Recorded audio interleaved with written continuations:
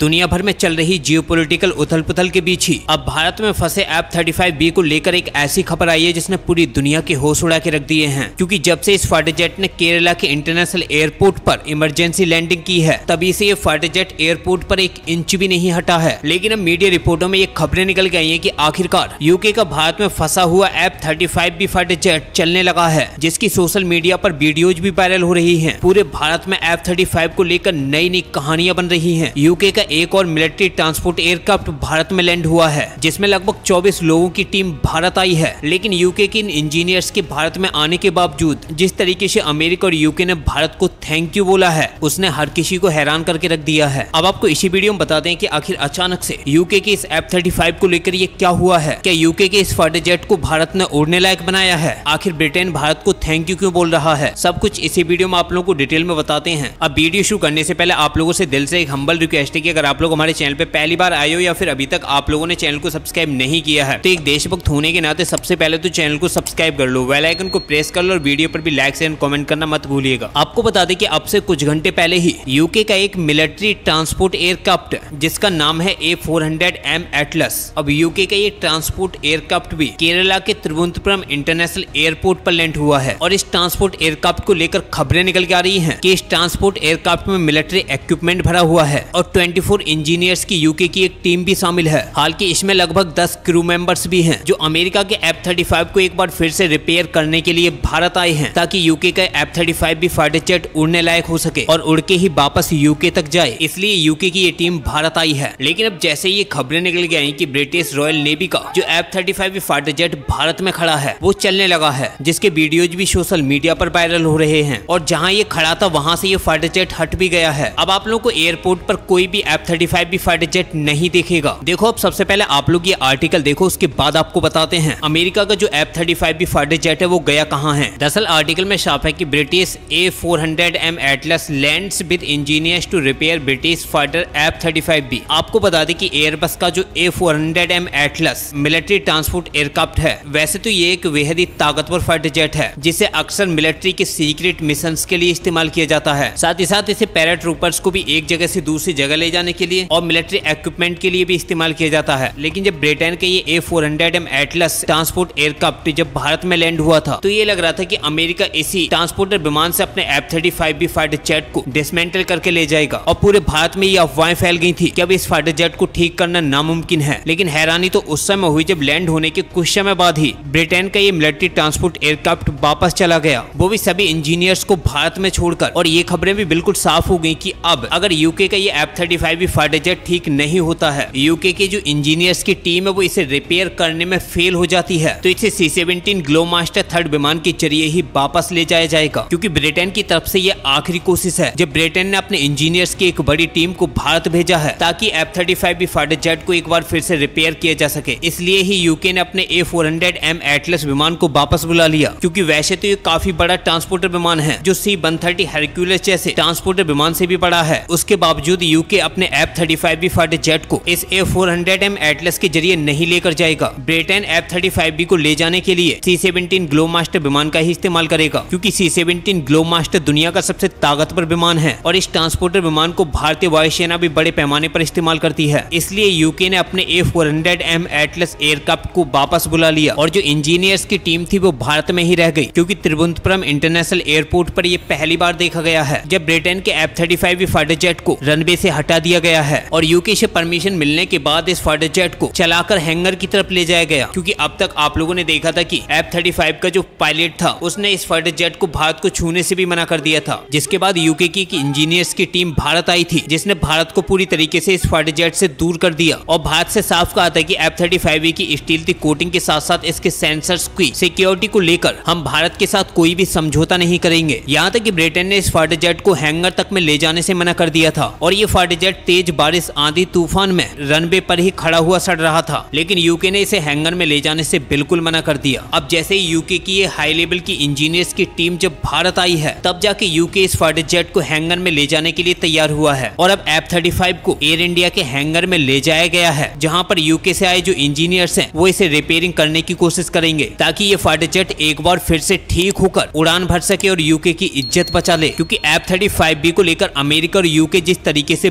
बेइज्जत हुए हैं उसने पूरी दुनिया के होश उड़ा के रख दिए हैं, क्योंकि दुनिया का सबसे महंगा और ताकतवर फाइटर जेट भारत के अंदर कबाड़ बन चुका है। 8,000 करोड़ का ये फाइटर जेट कुछ सेकंडों में ही उड़ने लायक नहीं बचा। अब आप लोग खुद ही आर्टिकल देखो, उसके बाद आपको बताएंगे कि इस फाइटर जेट के साथ अब क्या क्या होने वाला है। दरअसल आर्टिकल में साफ है कि Royal Navy F-35B stranded in Kerala move to hangar for repairs, यानी कि पहली बार ये देखने को मिल रहा है कि ये फाइटर जेट चला है, बेशक किसी का सहारा ही सही, लेकिन यूके नेवी का ये F-35B फाइटर जेट पहली बार अपनी जगह से चलकर दूसरी जगह गया है, क्योंकि इस फाइटर जेट को चलता हुआ देखने के लिए पूरी दुनिया की आंखें तरस गई थी। पिछले 23 दिन से ये फाइटर जेट एक ही जगह पर खड़ा हुआ था, चलना तो दूर ये फाइटर जेट हिल भी नहीं पा रहा था, लेकिन पहली बार इस फाइटर जेट को चलाकर हैंगर में ले जाया गया है, जहां पर यूके से आए इंजीनियर इस फाइटर जेट की रिपेयरिंग करेंगे और इसमें दिक्कत का पता लगाएंगे आखिर इसमें प्रॉब्लम क्या है, क्योंकि इस बार यूके की जो टीम है वो सारे इक्विपमेंट्स लेकर आई है और इस बार यूके ने भारत से भी मदद मांगी है कि वो उनके F-35 फाइटर जेट को ठीक करवाने में मदद करें। साथ ही साथ आपको बता दें कि यूके के जो इंजीनियर्स हैं उन्होंने इसकी स्टील्थ कोटिंग के साथ साथ इसके हाईटेक जो सेंसर्स हैं उनकी भी निगरानी बढ़ा दी है। अब यहाँ पर मजे की बात तो ये कि आखिर यूके इसकी स्टील्थ कोटिंग को छुपा क्यों रहा है, क्योंकि ये फाइटर जेट जब भारत के एयर स्पेस में घुसा था तो उसी टाइम भारत की रडार्स ने इसे ट्रैक कर लिया था और ये बता दिया था कि ये F-35B फाइटर जेट है। अब यहाँ पर दो सवाल बनते हैं, या तो भारत के साथ इतनी एडवांस स्टील्थी रडार हैं जो उन्होंने आसानी से इस फाइटर जेट का पता लगा लिया, या फिर यूके के ये फाइटर जेट स्टील्थी ही नहीं है। अब यहाँ पर जो सही आंसर है वो ये है कि अब भारत के पास जो स्टील्थी रडार है वो काफी एडवांस हो गए हैं और वो आसानी से 5वीं पीढ़ी के फाइटर जेटों का भी पता लगा सकते हैं, और यही भारत ने करके भी दिखाया है। हाल की भारत ने इस F-35B को ट्रैक करके सबसे बड़ा मैसेज तो चाइना को भेजा है कि अब उसका F-35B फाइटर जेट किसी भी काम का नहीं रहा।